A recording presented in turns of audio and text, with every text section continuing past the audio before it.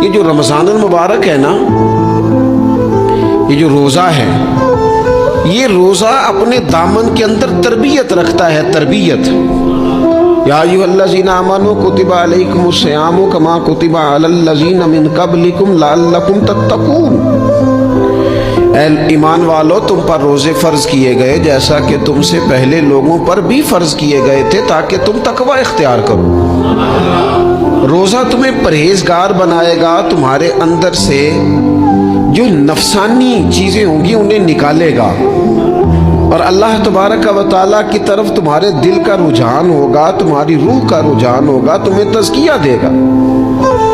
روزہ انسان کی تربیت کرتا ہے، انسان کو روزہ ذہنی طور پر تیار کرتا ہے کہ اللہ کے حکم کے مطابق کھانا ہے، اللہ کے حکم کے مطابق پینا ہے، سب سے